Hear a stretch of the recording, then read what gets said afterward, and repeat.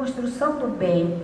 Semeando paz, colherás harmonia. Santificando as horas com Cristo, jamais conhecerás o desamparo. Olha. Agora a gente pode fechar os olhos. Olha que a chuva até acalmou. Para a gente também acalmar os nossos corações e pedir ao Mestre Jesus, a espiritualidade amiga que desde cedo vem preparando essa casa para nos receber, aos mentores que aqui estão, sempre nos amparando, sempre amparando aos palestrantes, a todos que aqui entram, a toda a espiritualidade amiga que aqui está presente. Pedimos que nos ajudem a aprender, a ouvir, a compreender melhor todo o ensinamento que será trazido nesta noite. Ampara, Senhor, o nosso palestrante para que ele tenha clareza nas ideias, amor no coração, para trazer as melhores mensagens de forma bem clara e concisa para todos nós. Abençoe-nos o trabalho da noite, que damos por iniciado nesse momento. Que assim seja.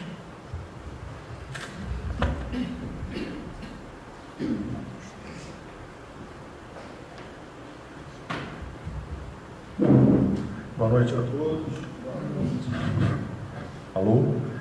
Parabéns por terem conseguido chegar aqui nesse momento, né, um pouco complicado, mas isso denota um esforço, né, que nós temos que empregar em todas as coisas da nossa vida, se nós quisermos mudar, nos transformar e melhorar, aproveitar essa oportunidade que essa casa oferece. Eu também agradeço pela oportunidade de trabalho.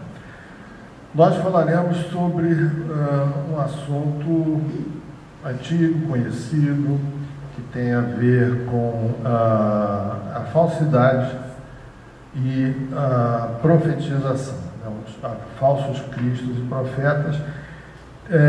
Tentaremos também trazer isso um pouco para a nossa realidade atual, através de alguns exemplos, né, para que nós possamos fazer reflexões, né? Às vezes a gente fala dessa época, né, parece que está tão distante, mas a questão moral, ela continua aí, né, para que a gente, enfim, venha resolver esse problema.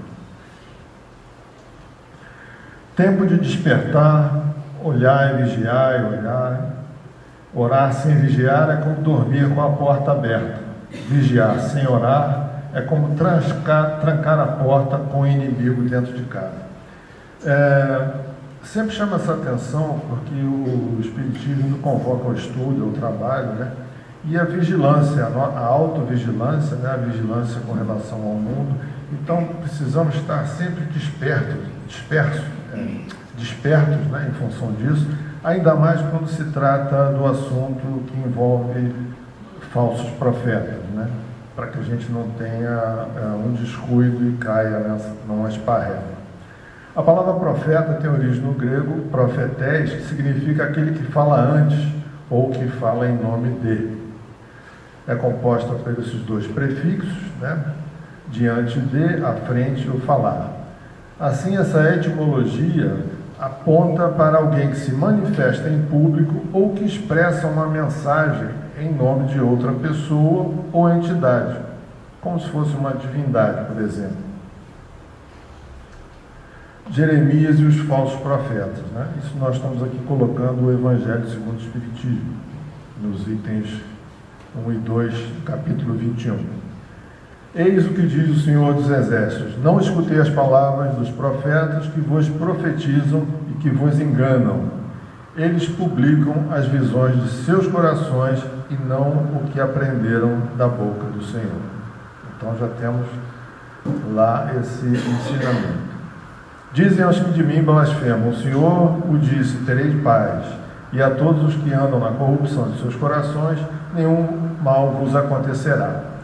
Mas qual dentre eles assistiu ao conselho de Deus? Qual o que viu e escutou o que ele disse? Eu não enviava esses profetas, eles corriam por si mesmos, eu absolutamente não lhes falava, eles profetizavam de suas cabeças. Eu ouvi o que disseram esses profetas que profetizavam a mentira em meu nome, dizendo: sonhei, sonhei. Até quando essa imaginação estará no coração dos que profetizam a mentira e cujas profecias não são senão seduções do coração deles? Se, pois, este povo, ou um profeta, ou um sacerdote, vos interrogar e disser: qual o fardo do Senhor? Dir-lhe-eis: vós mesmos sois o fardo, e eu vos lançarei bem longe de mim, diz o Senhor. Então, aqui nós temos aqui uma simbolização, né, de que temos o lobo em pele de cordeiro, né, isso é muito utilizado, né, ou uma divisão em que numa face nós temos uma pessoa boa e da outra temos uma não pessoa boa. Coitado do lobo, né, ele foi associado a isso, né, o lobo enquanto animal não tem essa configuração. Até foi um precursor da amizade que nós temos hoje, o intercâmbio com os cães, né, nasceu lá atrás através dos lobos. Mas restou essa associação.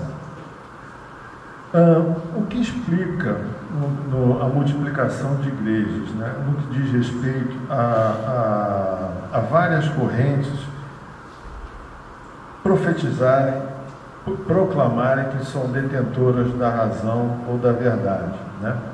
Então nós vamos fazer aqui uma associação com essa questão de multiplicação, porém o áudio aqui eu não consegui colocar. Eu vou passar o fiozinho e vou falar aqui o que estaria no áudio.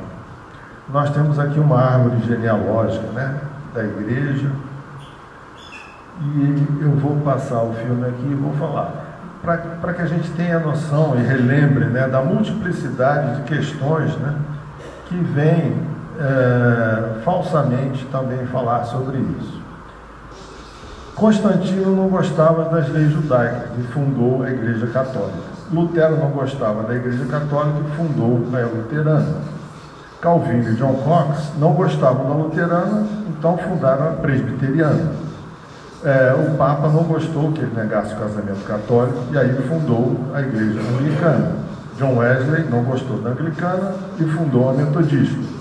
Joseph Smith não gostou da Metodista e fundou a Igreja de Jesus Cristo, dos Santos dos Últimos Dias, ou seja, os Mormons. John Smith não gostou da Anglicana e fundou a Batista. William Miller não gostou da Batista e fundou a Adventista. Ellen White gostou do que William Miller falou, mas faltavam algumas coisas. Aí ela fez a Igreja Adventista do Sétimo Dia.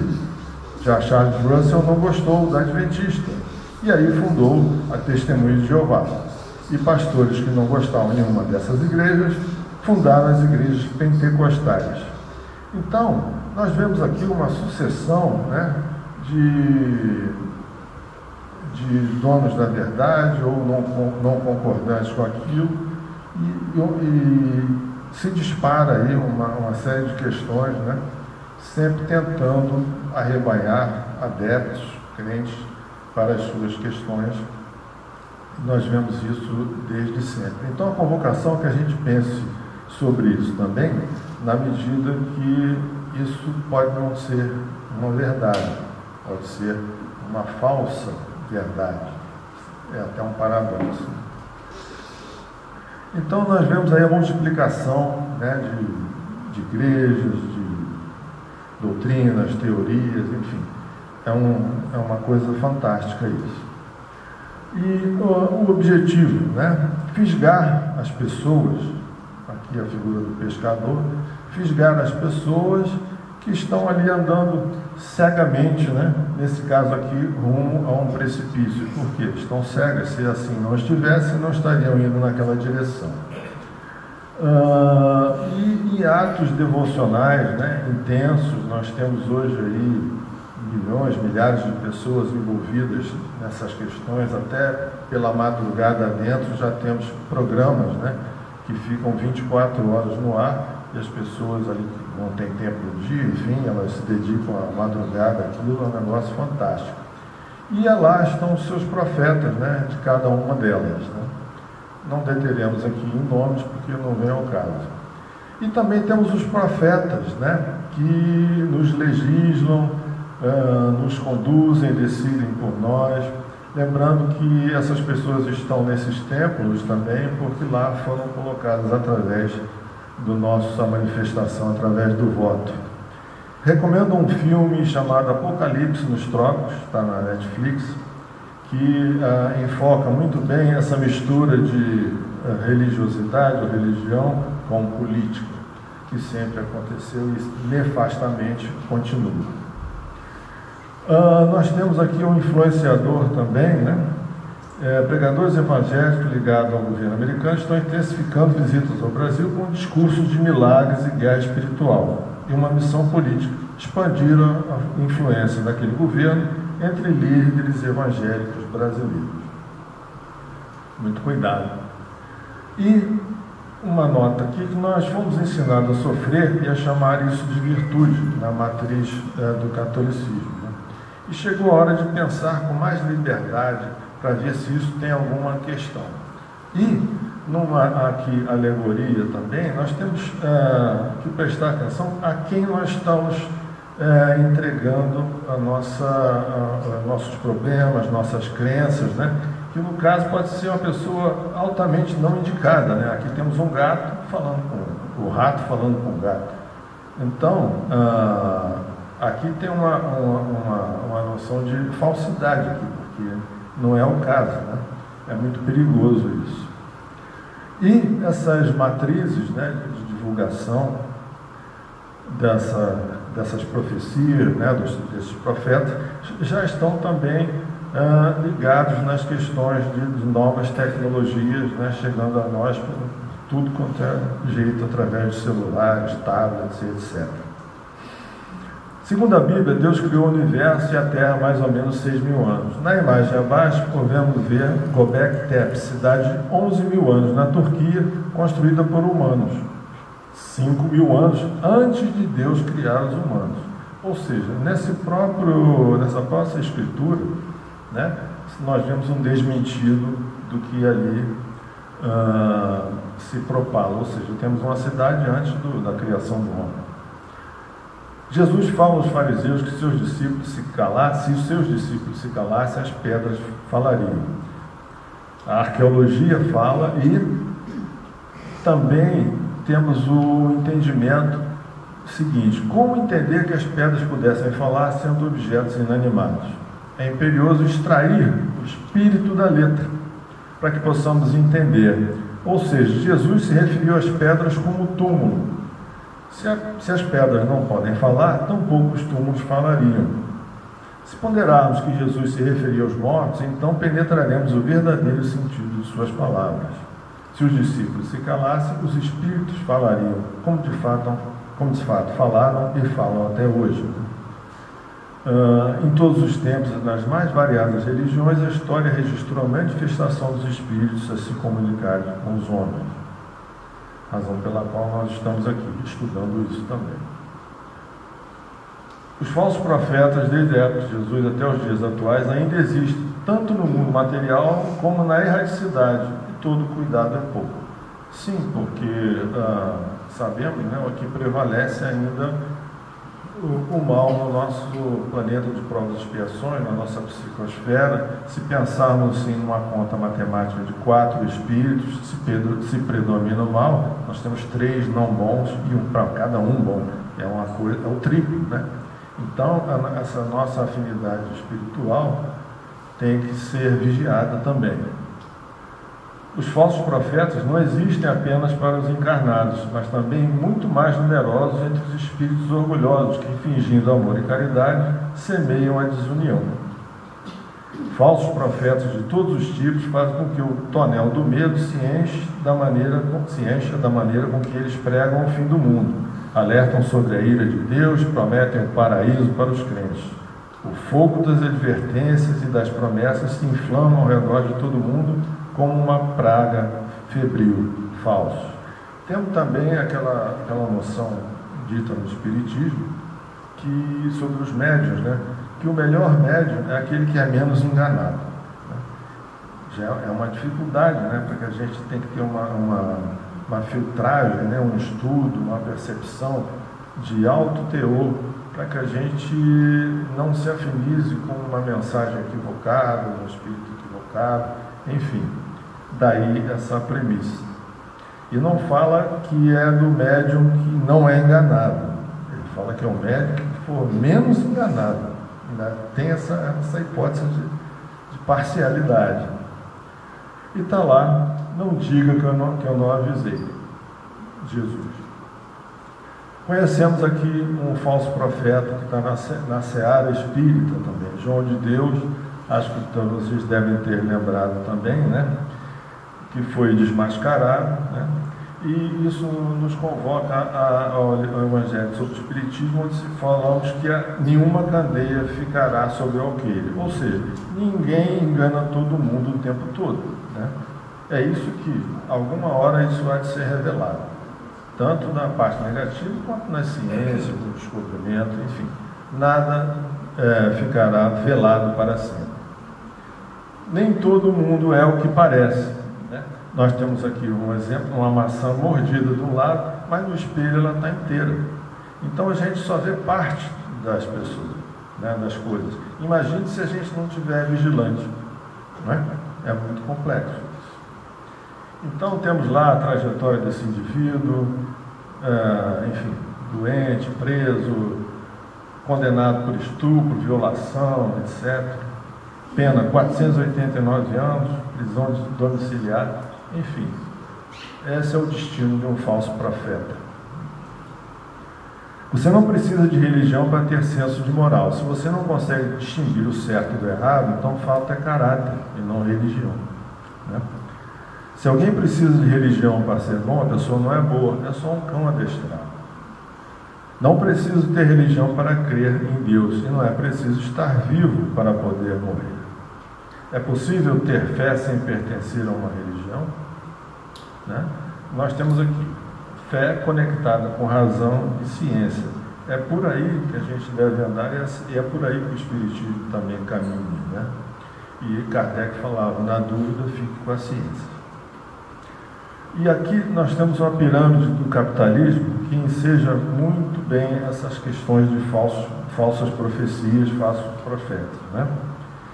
Então nós temos aqui a classe inferior, mais baixa, né? Trabalhando, né? E aqui é o que se fala, nós trabalhamos por todos e alimentamos todos. Aqui nós temos uma configuração de uma elite, né, uma classe social mais alta, e o ditado aqui, we eat for you, nós comemos por vocês. Aqui nós vemos as questões militares associadas ao nós atiramos em vocês. E aqui, onde vemos símbolos, né, de natureza religiosa, né, nós enganamos vocês. Aqui que está o falso profeta, na pirâmide capitalista, né? E aqui as leis, né, o governo, reis, ou seja lá o que for, nós regulamos vocês. Então, nós estamos aqui envolvidos nessa pirâmide, porque nosso sistema é capitalista. E a gente não se dá conta dessa questão. E onde é que a gente está aqui? É importante a gente vigiar, acordar para isso também. E nós, como estamos? Não seríamos também falsos profetas? Cumprimos nossos compromissos? Cumprimos nossas promessas? Mentimos? Em que apostamos? Inventamos uma mentira social, chamamos às vezes uma mentira de omissão, né? Porque nós estamos envolvidos nesse processo.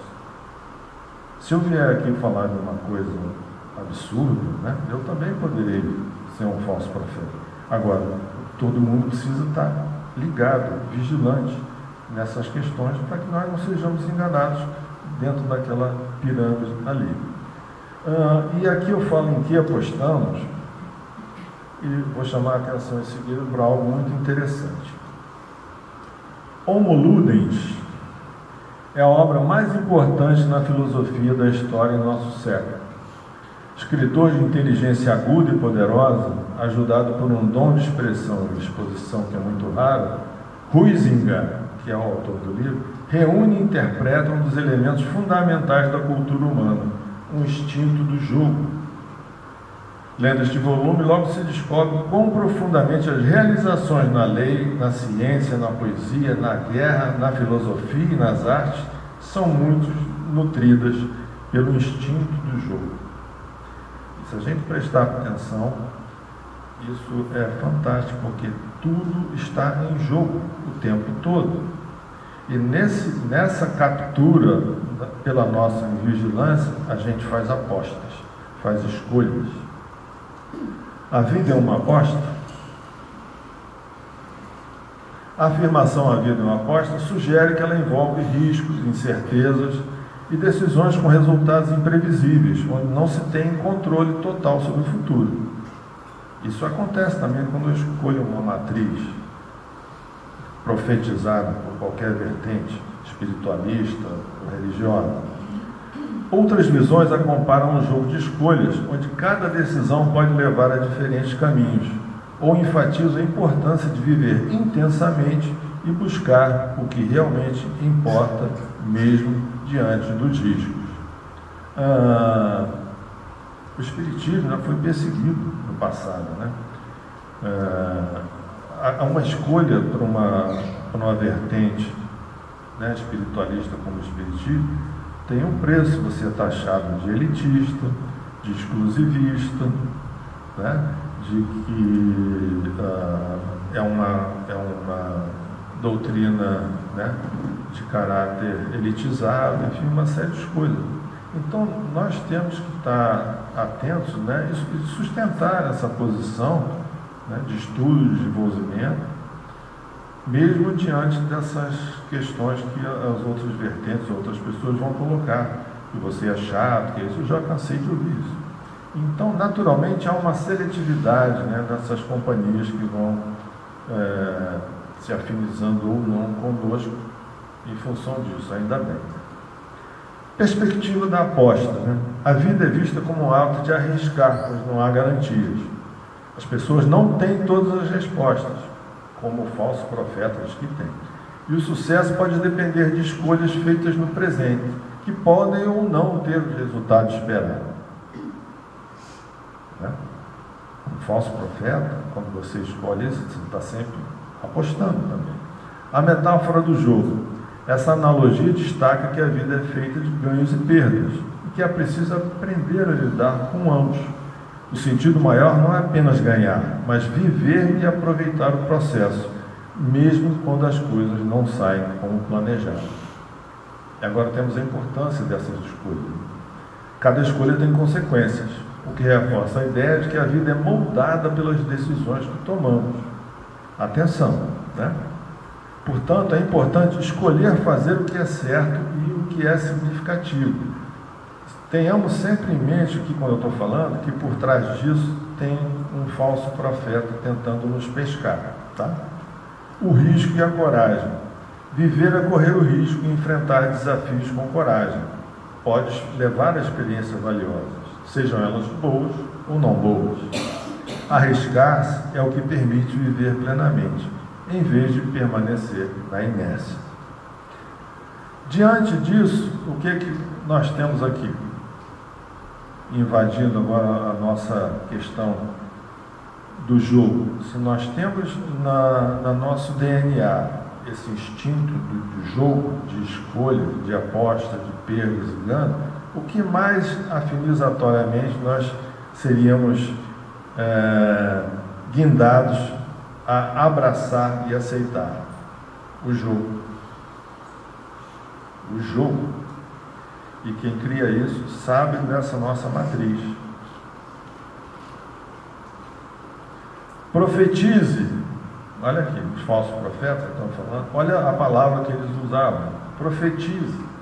O profetinha chegou. Profetize. Por quê? Porque eles não podem falar em aposta, que o jogo tem uma legalidade relativa. Então, olha aí pegando esse nosso gancho, né, de escolhas, de viver apostando em tudo, apostando na vida, como eles nos capturam com essa questão. E aí nós temos 46% dos inadimplentes apostaram pelo menos uma vez. 54 aqui, nunca apostaram, mas nós temos 30 que já apostaram, 16 que apostam regularmente, ou seja, 57% não estavam endividados antes de começar a apostar. Cadê a nossa vigilância? Em que nós estamos acreditando? Qual a razoabilidade disso? Que prazer subjetivo esse que nós temos de tentar ganhar e perder e querer ganhar mais, né? Nós precisamos ter atenção. Vício em bets e jogos de aposta online afetam famílias, mercado e economia, atraindo milhões de brasileiros, mas essa prática virou um problema sério. Uma mãe que relatou que teve 200 mil em prejuízos, o casamento terminou, enfim, é uma coisa calamitosa isso, né? E agora nós temos aqui a nossa conhecida Caixa Econômica também criando uma bet, né?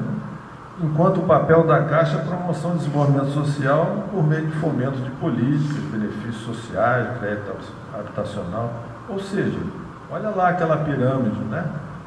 Que estão nos distraindo e aproveitando para nos tomar dinheiro e nos viciando, né? O que é o vício? É o abuso do hábito. Lembra? Vou fazer uma fezinha do bicho. Olha a palavra, fé. Fazer uma fezinha no bicho, vou fazer uma fezinha na loteria. Ou seja, a palavra fé utilizada equivocadamente, né? É num jogo, numa situação de perdas e ganhos. 63% de quem aposta no país teve parte da renda comprometida com as bets. 19% pararam de fazer compras no mercado e 11% não gastaram com saúde e medicamentos. Bolsa Família gastaram 13 milhões em sites de apostas esportivas, apenas em agosto de 2025.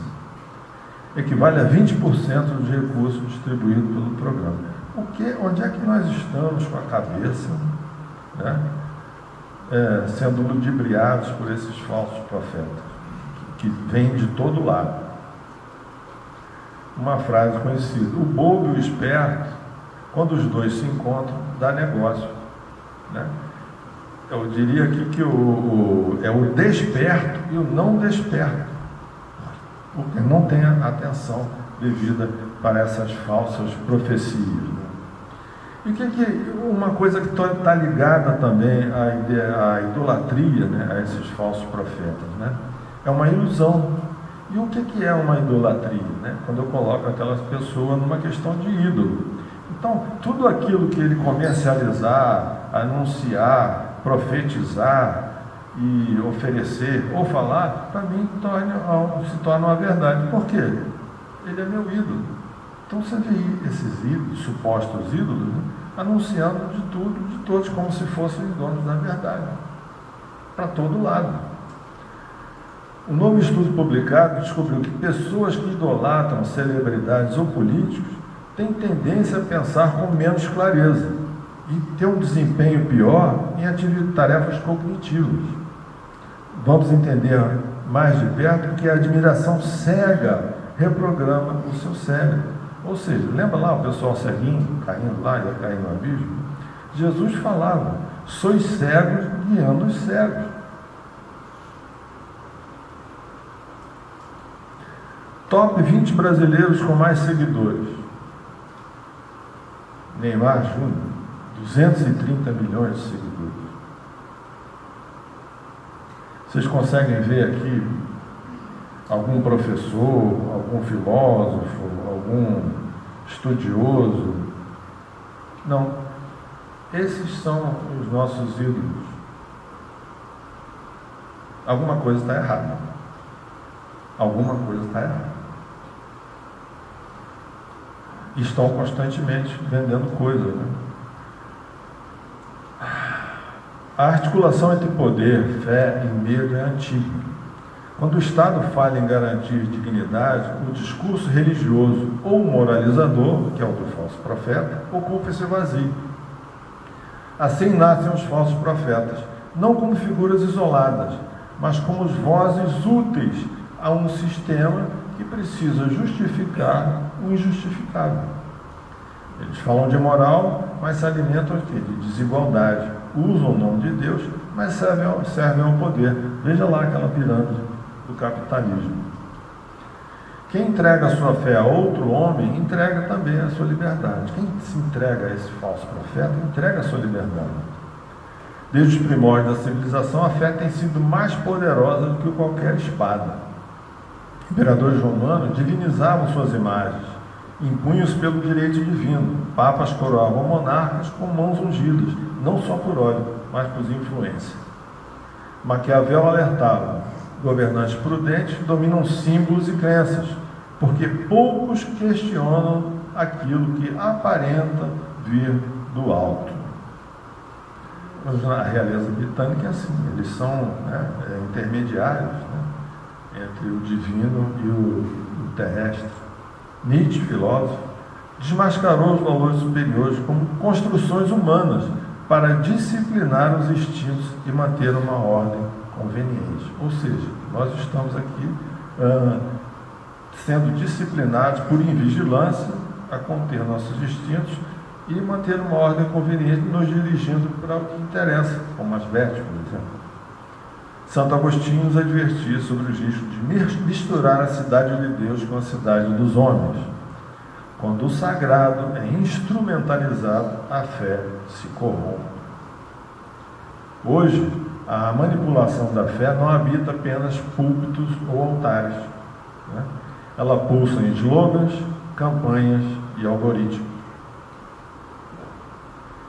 Hoje nós já ouvimos falar de algoritmos o tempo todo. Nós estamos completamente escaneados por todos os lados e o algoritmo nos conhece mais do que nós mesmos.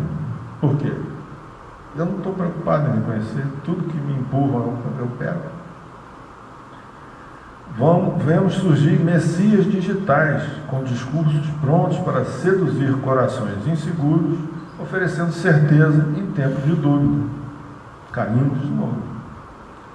Por exemplo, no mundo corporativo, a mesma lógica se aplica.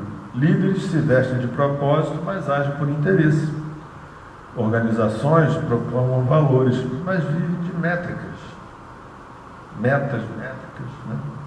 O culto à marca, a cultura organizacional e a missão, não tem lá empresa, missão, objetivo, não sei o quê, aquilo é um discurso para missionário. Por vezes transforma a empresa num altar e os colaboradores em devotos. A gente viu isso aí outro dia numa franquia aí conhecida, de chocolate. Quando a fé no propósito serve mais para controle do que para inspiração, não é cultura, é doutrina, ou seja, são doutrinários. Diferente é que não vão misturar isso com doutrina espírita. Quem entende a fé como instrumento, entende o homem como território.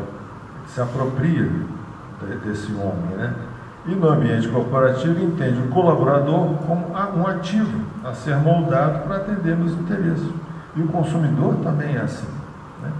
Por isso, desconfie da gestão que vem de transcendência, mas entrega obediência. Toda fé, seja religiosa ou institucional, quando usada como ferramenta de poder, exige a vigilância. Olha a vigilância aqui, que foi nosso primeiro slide. É vigilância o tempo todo.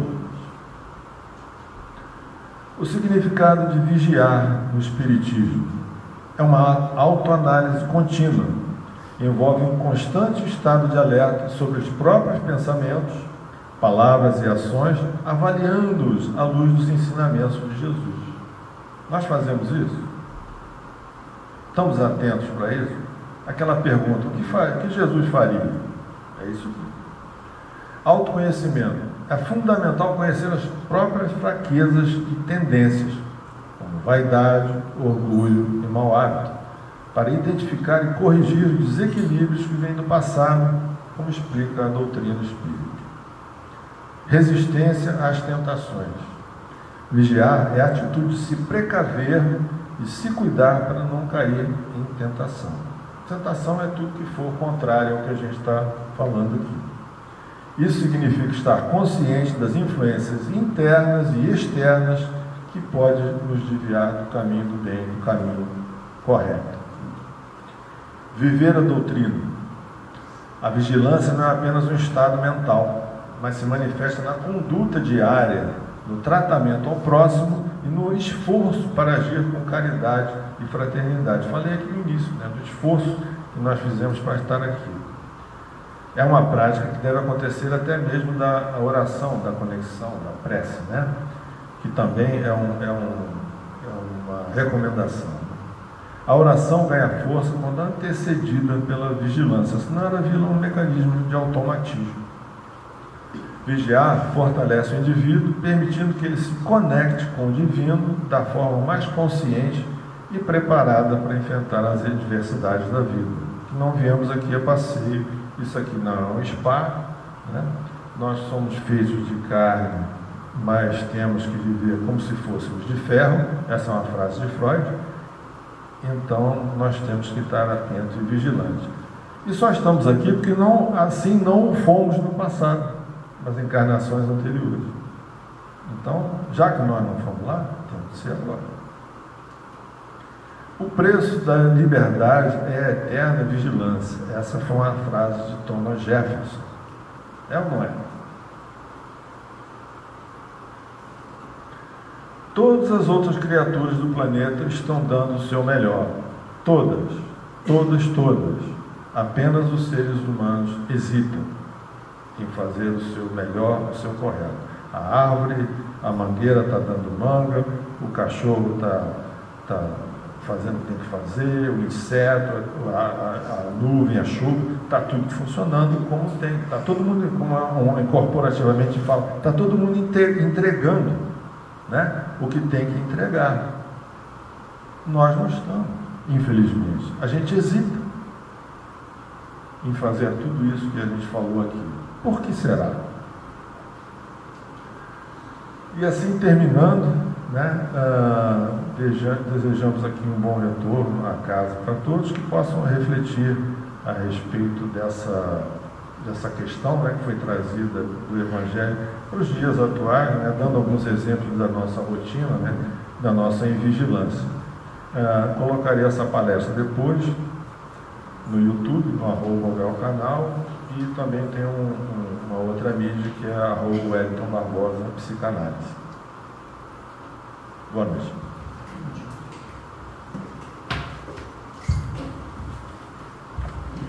Boa noite. Então vamos passar a nossa próxima parte, que será o passe. Vocês só precisam ficar em posição de receber aquilo que a espiritualidade vai, com certeza, ajudar a colocar para a gente.